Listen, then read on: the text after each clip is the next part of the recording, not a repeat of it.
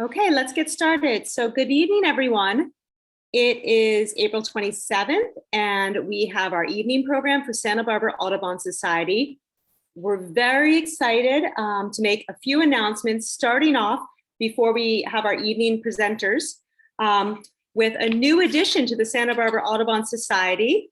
And I'd love to announce the welcoming of Emily and Aaron's brand new baby, less than 48 hours old, Mr. Leon, and he's quiet.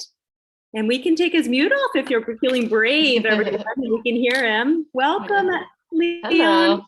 This is brief eye-opening right here. I know, you're getting the full. Yeah. But yeah, this is the reason we're not running the program tonight. He's making more noise than this a few moments ago. Yeah, well, welcome, Leon. We are so excited for you, Emily and Aaron. Thank you so much for popping in. And I don't know how you're doing it. We understand if your video is turned off for the rest of the evening, but congratulations. Huge heartfelt hugs. Yay. Janice says to everyone, welcome, Leon. It's really special. Oh, and look at those beautiful eyes. He's already ready to look at birds. Yeah. He's tired. He's ready for a nap. I understand. Yeah. Well, thank you, guys. So that's exciting. And we're just happy to have you here. So a couple more brief announcements for the chapter. We would like to welcome our new peregrine falcon at the Audubon Aviary, which is at the Santa Barbara Museum of Natural History. He is currently at the aviary. His name is Coda, and he is not being taken out yet to see to meet the guests, but he is being handled by Hannah every afternoon. And so if you really want to meet him, we can probably get you in touch with Hannah. We're very excited. He's gorgeous and he's being rehabilitated. We think he's about 4 years old, and he's a great addition to our Audubon family. And then we are also excited to make a few announcements about May. We have a new Santa Barbara Audubon Society and Santa Barbara Botanic Garden collaboration for May Bird Month. That's going to happen with 3 tabling events at the Botanic Gardens on May 7th, May 14th, and May 22nd in the morning. And we'll have some owl pellet dissections. We'll be giving outreach about Audubon Society and the Botanic Garden, some bird bingo, and handing out pamphlets about the importance of native gardens for protecting birds. So we're really excited about this new collaboration. Thanks to the gardens for hosting us for that. We also are excited to have an opening of the Audubon Overlook at North Campus Open Space.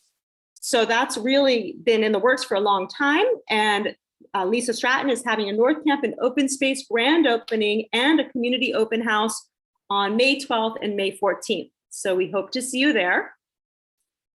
We are also successfully wrapping up our Meet Your Wild Neighbor elementary school program in local schools. We've reached about 9 classrooms this year.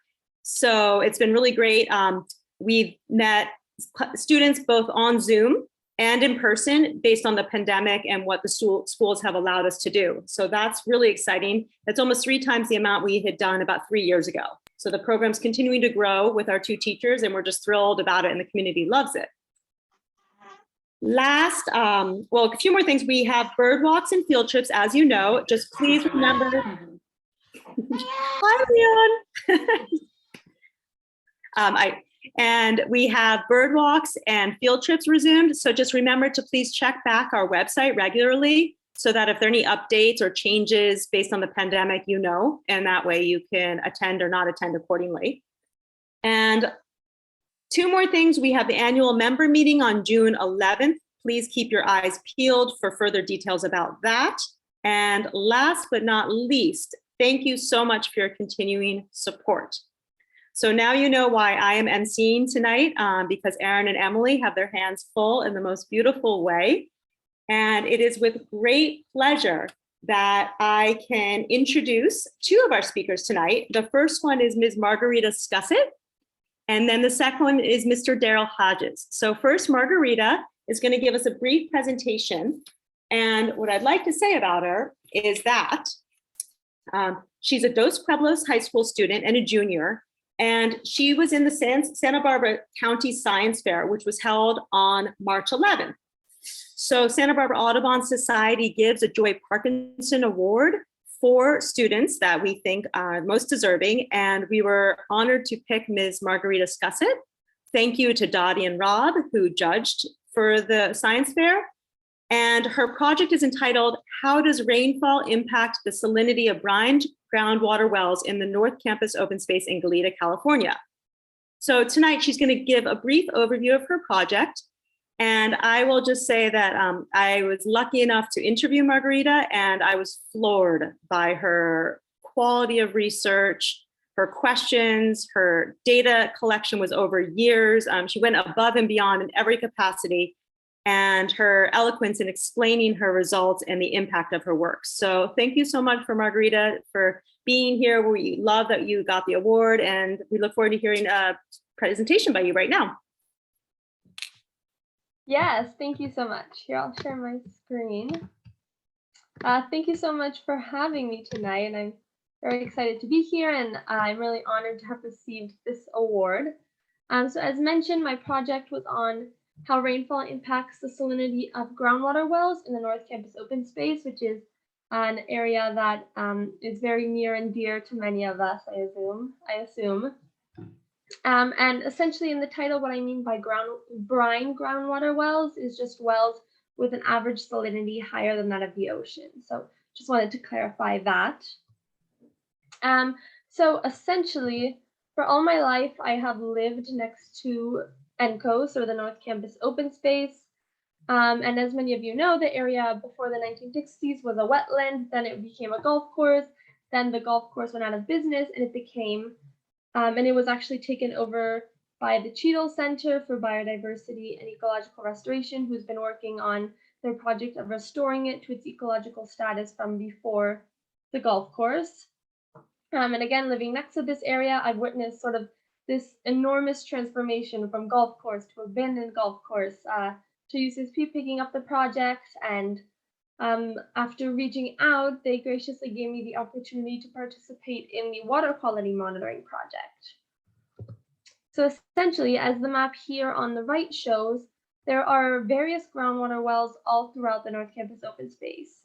Each of those purple and orange dots represents a groundwater well, and the three circled in pink are the ones I specifically focused on for this project.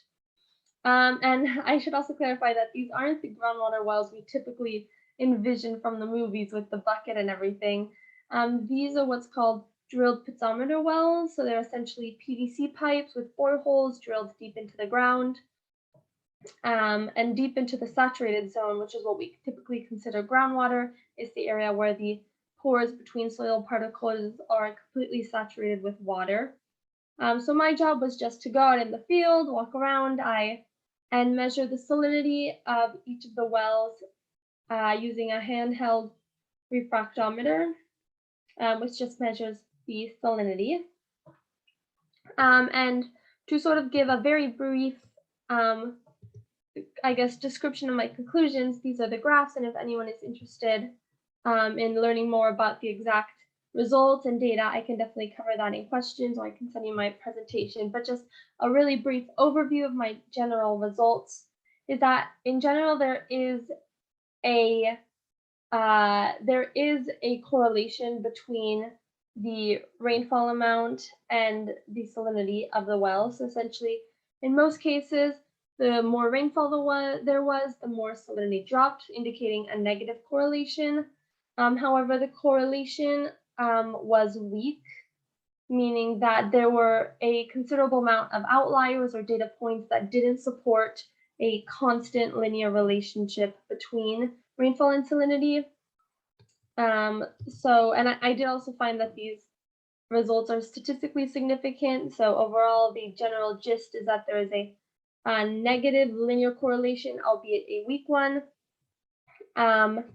And the reason I sort of focused on this particular research question was because of its implications on the wildlife and the plants and animals in the area, because since the North Campus open space is considered a water scarce ecosystem or place, that means that many of the plants and animals of the area rely on this groundwater as their water source. So for example, plants with their roots, and then animals rely on those plants. So I was hoping that my results could help shed light on what might be causing some of the salinity fluctuations I was seeing throughout the year, since I did use 3 years worth of data in this project, and also just to better understand sort of the composition of the area in terms of water and how the salinity fluctuates throughout the year, and potentially how this might impact some of the animals and plants. That's sort of an intro to the project. I'm open to any questions anyone might have or more clarification on any particular area. Well, this is a really great presentation, Margarita. And anybody, if you have questions, you're welcome to put them in the chat function and I can ask them out loud. I do have a question, Margarita. What did you hope to do with this information, or what did NCOS hope to do with it? Or what do you hope to do with this research study for your next chapter in your life? Yeah, great question. Well, with this data, I did share it with the Cheadle Center and Lisa, actually. And I guess the general, because when I first started monitoring the wells, the first 2 years, I noticed that the salinity of each of the wells did change considerably throughout the course of the year. And I sort of became curious if the weather and potentially rainfall was having an impact on this, because I knew that this in turn could have a large impact on plants, since, for example, during the summer months, a lot of these wells have very little water, or the water has a much higher salinity, which can make it harder for plants, since each plant has a different salt tolerance. And so I became curious in seeing if maybe rainfall was impacting the wells, since that does have a big impact on the plants. So maybe, for example, from these results, if I saw that there was a particular well that could get very, very salty during the summer months, potentially too salty for most plants, then maybe it would be, we would want to make sure that there were no plants that had a low salt tolerance planted in this area. And if there were, maybe thinking about relocating them somewhere else, or replacing them with another species that could do better in that particular environment. That's great. Yeah, I'm sure Lisa appreciated that 3 years worth of data analysis. So it's very impressive. One question came up is, how deep are the water wells? That was asked by Tom Reeder. Yeah, it's a good question. They're relatively deep. I think on average, about 15 feet. I mean, they were drilled to that depth, but most of them are about 15 feet deep. Great, thank you. Okay, are there any other questions? No. Okay, well, thank you so much, Margarita, and feel free to stay on if you'd like and hear about Daryl's current projects. They look great. Or we understand it's a school night too, and you're juggling a lot. So that's okay too, if you need to cut out, whatever's best for you. Thank you so much for presenting your research. And again, if anyone's interested in more details about the data or her methodology, feel free to contact me and I can put you in direct contact with Margarita. Great. Yes, thank you. Okay, and then just a few reminders. You're all on mute, so thank you for that. Feel free to ask questions on chat and I'll moderate that, and then we can either answer questions along the way with Daryl, or I can ask him at the end, just depending on the questions. And now it's with great pleasure that I can introduce Mr. Daryl Hodges. So welcome, Daryl, to Santa Barbara Audubon Society's evening program. We're excited to have you here. Santa Barbara District Ranger, Mr. Hodges, will provide an update on projects occurring within the Los Padres National Forest, including projects concerning natural resources, habitat, and recreation. And Los Padres National Forest is one of the larger national forests in the continental United States, spanning nearly 3,000 square miles and stretching from Monterey County in the north to Ventura County in the south, with significant amounts of Santa Barbara County part of the forest. The Santa Barbara district covers a diverse range of habitats, and the district supports several rare and protected species, including California spotted owl, golden and bald eagles, and also the historic range of the California Condor. Major current projects include aquatic organism passage improvements, post-fire management, and ongoing maintenance projects. Daryl is the current and new district ranger for the Santa Barbara Ranger District, Los Padres National Forest. He started his career with the Forest Service in 1994 as a biological technician, stream surveyor. Before arriving at as the district ranger for the Santa Barbara Ranger District, he was the Forest Service fisheries biologist on the Angeles National Forest since 2018. He has much experience with management and conservation, and we'd like to extend a big welcome to Santa Barbara County, Mr. Hodges. We're happy to have you here, and we're happy to hear an update on some of your current projects. So welcome, thank you. Thank you, Catherine, for that introduction. I really appreciate it. And good evening, everyone. I'm so happy to be here speaking with you guys with the Santa Barbara Audubon Society. I wish my presentation would be I hope that my presentation will be as informative as Margarita's. So I'm going to, I don't have a slide presentation. So I'm just going to speak to you and probably look at myself as I as I give my updates.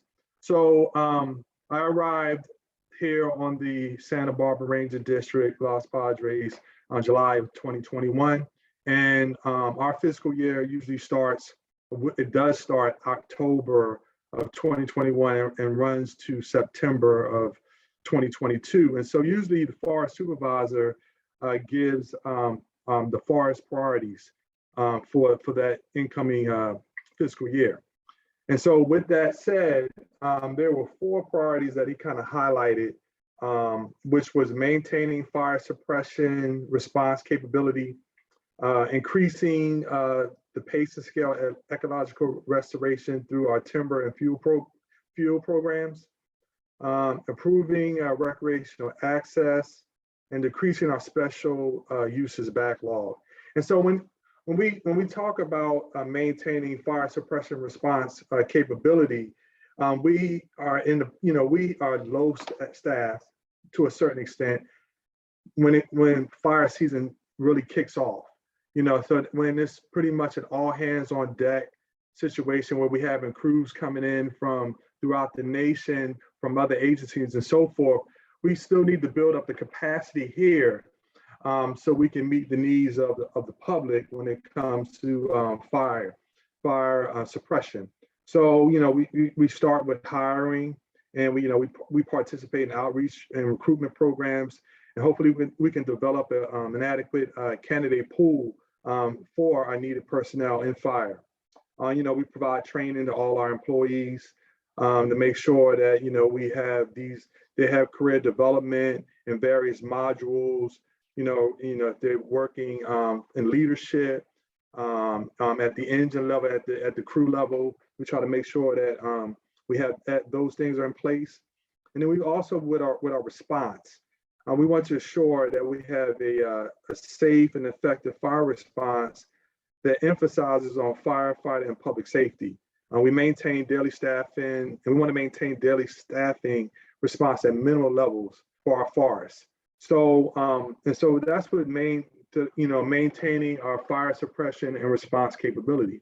So then we want to increase the pace and scale of ecological restoration through our timber and fuels programs. So when I talk about that, I'm focusing on administrative site hazardous fuels and hazardous tree removal throughout the district and the forest. And those would be through our hazard fuel production, hazardous tree reduction. We have a lot of hazardous trees. Oh, let me rephrase that. We have some hazardous trees in some of our developed camp areas that we need to manage for. Sometimes you may see some of our campsites on the Santa Barbara Ranger District closed, and it's because of hazard tree mitigation that we're trying to do. And so along with that, we work with our other southern forests in our southern province of the National Forest here in California, which is the Angeles, the San Bernardino, and Cleveland. And we work cooperatively to deliver these fuel management programs. We also receive funding from PG&E for forest-wide ecosystem restoration projects. So, that's going on, forest wide. And then also we want to improve recreational access, and we also want to decrease our special uses backlog. So we, with our special uses, we have a lot of sites that benefits the Santa Barbara community, with our communication sites up on at some of our highest peaks, Santa Ynez, Broadcast Peak. And so we always want to get those special use permits up to date so we can keep serving the public. And then we have some backlogs with our recreation residences.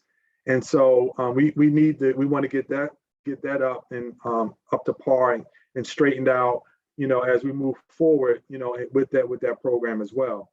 I want to back up a little bit. This district is fire oriented. So most of my staff are firefighters, but we do have natural resource officers. We have recreation officers. We have heritage archaeologists and so forth. And at the same time, we don't have the capacity to do what we need to do in those areas. And hopefully, with infrastructure dollars that's coming in, that we will be able to hire more folks, and we're hoping to staff up some more so we can serve the public, the community better when it comes to recreation and other things along those lines. Let's see. And so, I kind of I mentioned and talked about the 4 priorities that we have here from a forest standpoint. But I also want to discuss some of our projects that we participate in and use through NIF with funding. And that's I'm about to mess up this acronym: National Fish and Wildlife Foundation. And so and I'm only specifically talking about projects on the Santa Barbara. But so projects and these are ongoing projects. So projects that were awarded in FY19 is the Big Cone Douglas Fir Restoration.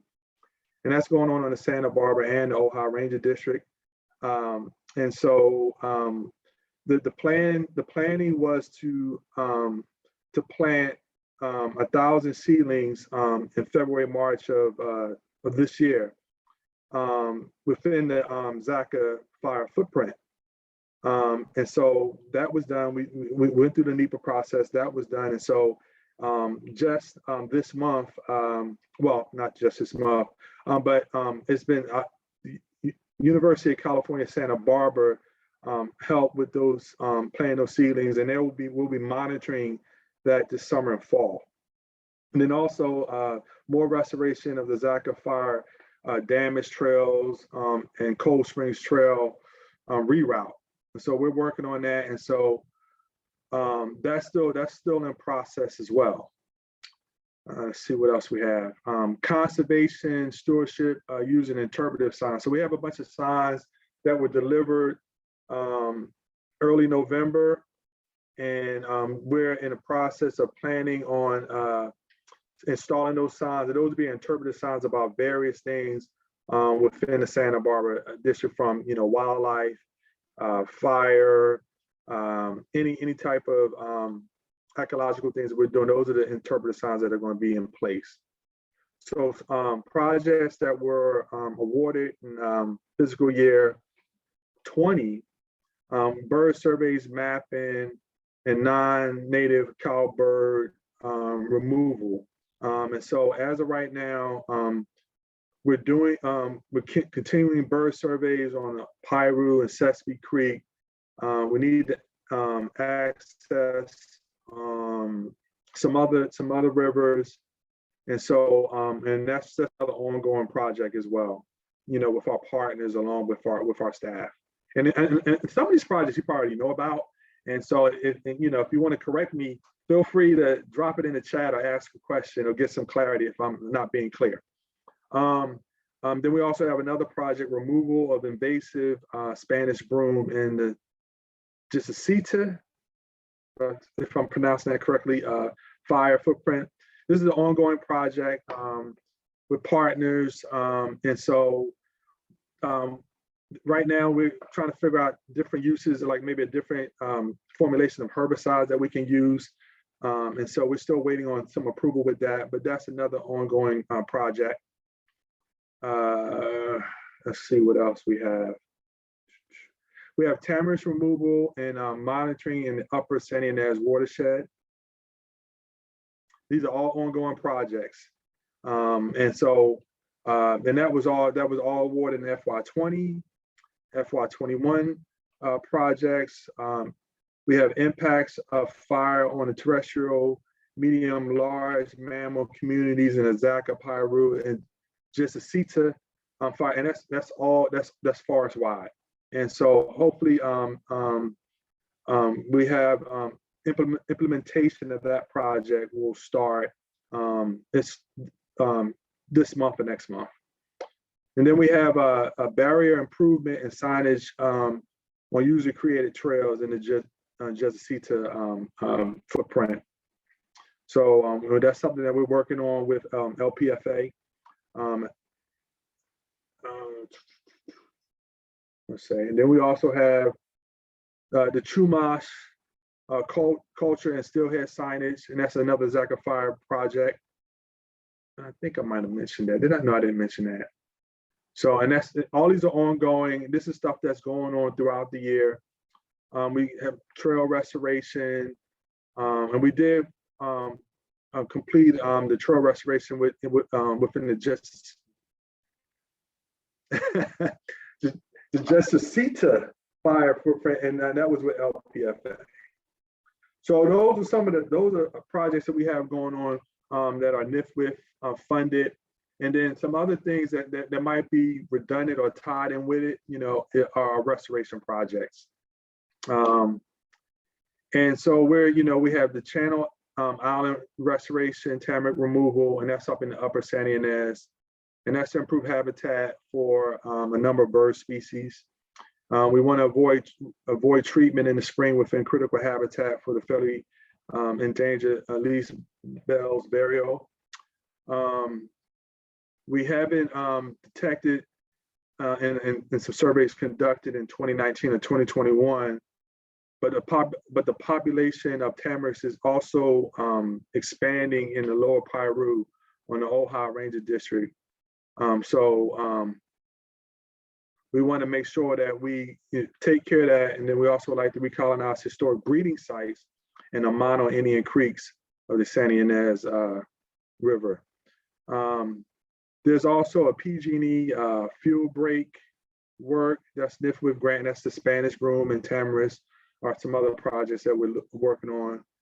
And then also we have the Chacuma Conservation District Spanish Groom removal and reseeding on the East Camino Cielo. And this will improve habitat for a number of bird species. Eradication will take many years of retreatment, since seeds can be viable for up to 30 years.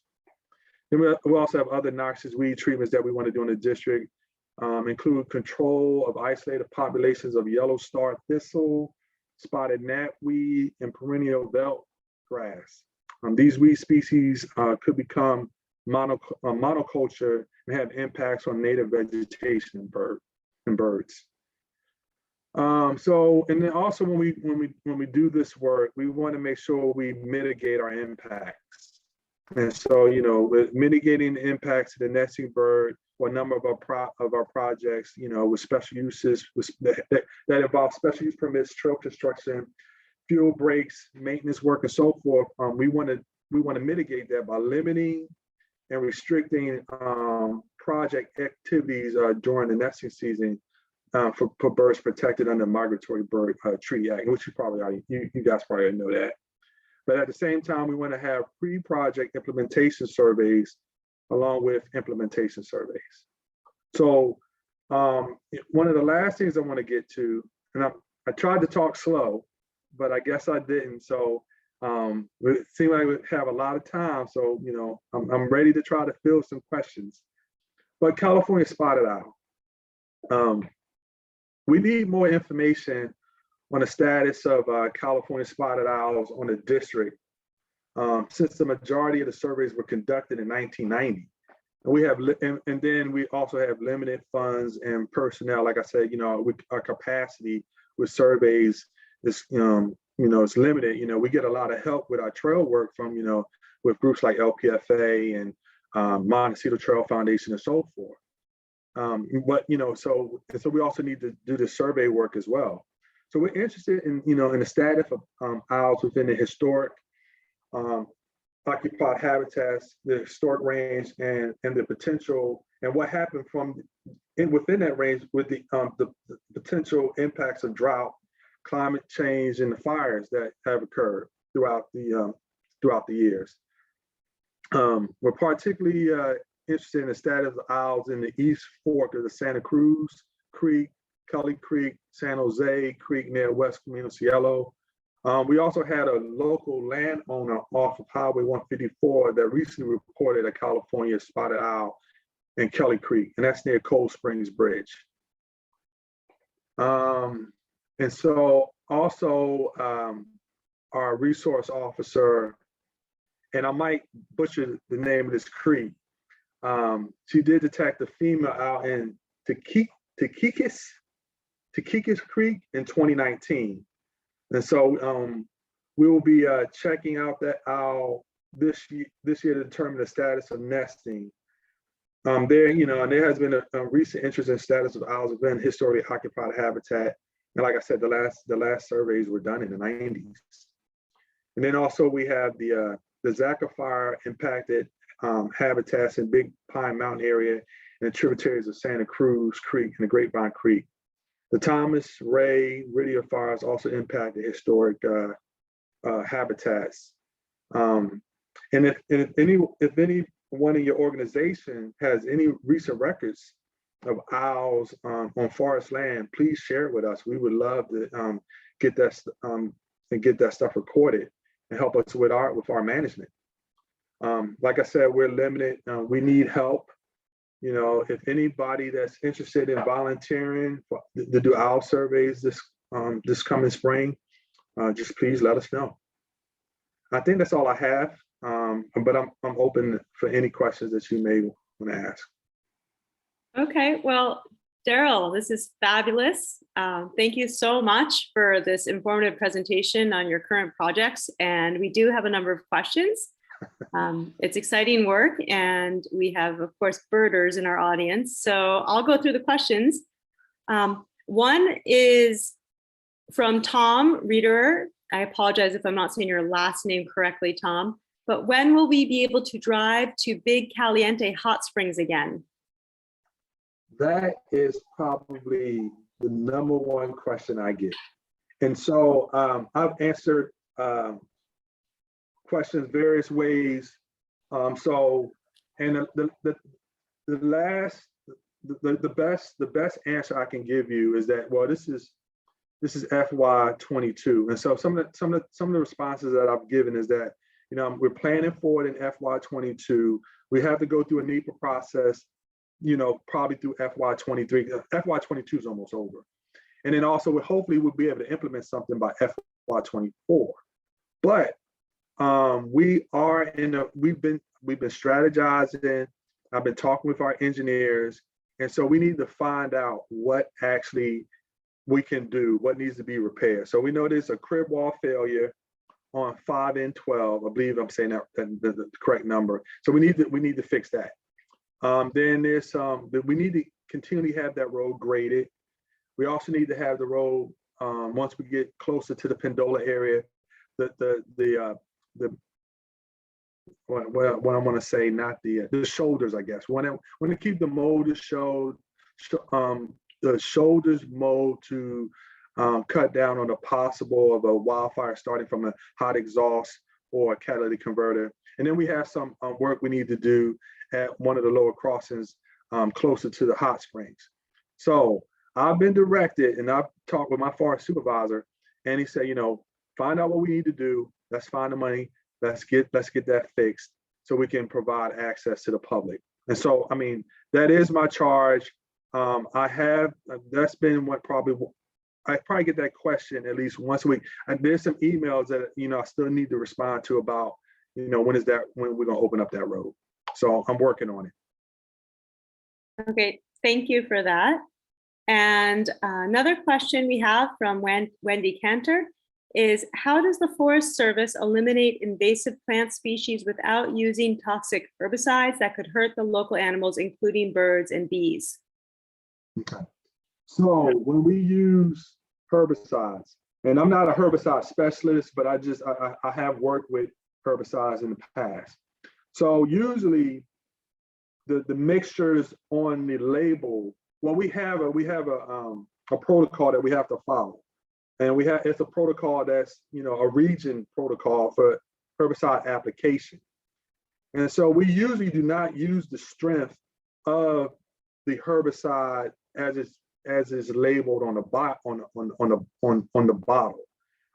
When we mix it, we probably mix it at a lesser concentration to still effectively treat the vegetation, the invasive species. And because it may be not as strong of, what's the word I'm looking for, dosage or amount, we may have to come back in and do more passes later at a later time, or we treat the vegetation at the right time. Now there's different plants that you can only treat at a certain times of the year to get the most effect. And so with a combination of those things, we can mitigate the best that we can any harm that will come to local animals or birds and bees. And that's probably the best answer I can give you for this. There's always a little risk, but and I understand the sensitivity with bees and so forth and birds. And I'm trying to say this in a way to kind of reassure people about what we do when we apply these treatments. We use the best management practices possible to not adversely affect the habitat of the species. To kind of sum it up in a nutshell. Okay, thank you, Daryl. Another question is by Helen Wong. And are there any control burns being done in Los Padres? I know some Northern California Indian tribe are doing some cultural burns. Mm-hmm. Well, right now, some of the burns that we're doing some power burnings, but the Santa Barbara Ranger District does not do any power burnings. We just do some administrative burns on our compound itself, but we don't do any we don't do any control burns, so to speak. We don't do any broadcast burns in this area. That's something that's you're probably going to see more of in the near future, especially because of the infrastructure dollars coming in, because of the threat of wildfire. And so what we try to do to kind of mitigate some of the wildfires, we do a lot of mechanical treatment and removal of vegetation, hazardous fuels reduction from that standpoint. Some areas, after, some of the forests, they do somewhat of a broadcast burn, so to speak. Other districts on this forest do some burning, but the Santa Barbara district itself, we just don't do it based on, we don't do it because of the community, the smoke, so to speak, and just making sure we're in the right prescription to do a burn. And so right now we're still in a process of working that out for future, because we have to do some other treatments on the ground. Okay, thank you. And then I had a question, maybe there's some others that people may want to write in, but I think I heard you say in the beginning that most of your staff are firefighters. Yes. And you're a ranger with a very extensive background in research and with ecology and conservation. Mm-hmm. And so is that typical that forest rangers have the kind of wealth of experience that you have in ecology and conservation? Yes, I mean, we come from in all different disciplines. And so, you know, when I started, you know, if you worked in a lot of timber area, you know, a lot of the rangers have maybe heavily with a timber background, you know, that has a lot of timber harvest. If there's a lot of recreation, a ranger might have a lot of recreation background and so forth. So I have my fire experience, you know, we have something called a red card. That makes that you're certified to be a firefighter. Now I'm not a firefighter type 1, I'm a firefighter type 2. Because it was a collateral duty of mine when I started. But I spent a lot of time in the Southeast where they do a lot of prescribed burning. And I did a lot of prescribed burning in the Southeast, and I've done a lot of fire suppression in the Southeast. And so with my my biological background, I can understand the fire as a tool, as a restoration tool. So when I was in Florida, my experience with birds as a biologist, a natural resource biologist down there, was with red-cockaded woodpecker. And so I worked on a forest that has the largest red-cockaded woodpecker in the world, which is the Apalachicola National Forest. And they burn about 120,000 acres a year, just prescribed burning, to open up the habitat, to open up the understory, to keep that park-like stand that red-cockaded woodpeckers like for foraging. So that's how I can be able to understand and be able to work with a staff of my size with a lot of firefighters, because I have an understanding of it, along with a biological background. If I answered your question. Yeah, it seems like a real benefit to the Forest Service to have someone with your experience able to communicate with the firefighters. Do you find that that happens? Because sometimes, you know, people have different backgrounds. They're just, you know, I could see on the one hand the job being to clear dead forest trees because of fire management. But on the other hand, you would maybe have a better understanding of how there's importance of keeping dead trees up for nesting cavities, et cetera. So do you do that? Do you have a lot of communication with these firefighters? Yes. You know, prior to me becoming a ranger and now an agency administrator rep, you know, doing fire events. My first fire here on the Los Padres was the Aliso fire as an agency administrator rep. But when I was on the Angeles and when I was on the Apalachicola and in Georgia, I was a resource officer. And so, and then I was a fire line resource officer when I was on the Angeles. And so because of that experience, I can talk with the firefighters about what needs to be protected and not, and do it in such a way not to be offensive or demanding.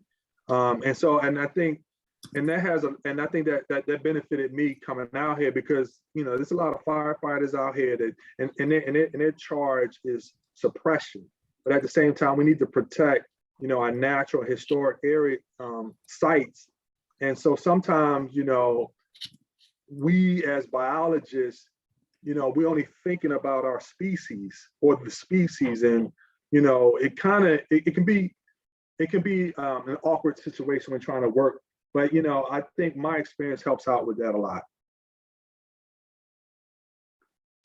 Yeah, it sounds like it. That's great. And I admire you for saying that you can do it without being threatening, because I'm sure that's part of the skill of communication. So there looks like there's one more question, and again by Tom. When will folks be allowed to target shoot in the backcountry again?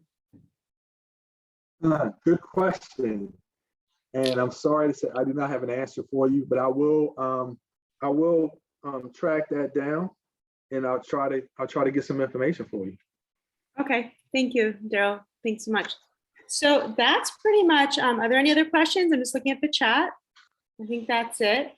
So I want to say thank you, Daryl, for this great talk and coming here tonight. I know you've had a long day. He was presenting to Santa Barbara City College, Stuart Kasdan's environmental studies class this morning at 9 a.m. when we talked. So you've had a very full day, and we're lucky to have you. So thank you for that. And I'd also like to thank. Be invited. Yeah, it's great. And thank you to Emily and Aaron and Leon for being here tonight. and for setting up this presentation. Thank you to Margarita for being here as well and presenting your student project and your award. So thank you for that. And thanks to everyone else for your attendance and being committed members and active and involved. And we are excited to see you at the May events and again at next month's program, which will be on May 25th. It will be by Jaden Washington Samuels, who's a photographer, and it will focus on hummingbirds and shorebirds and how to observe these species without being intrusive and how to do it ethically. So I hope to see you then, and if not then, before then. Thank you so much, everyone, and have a good evening.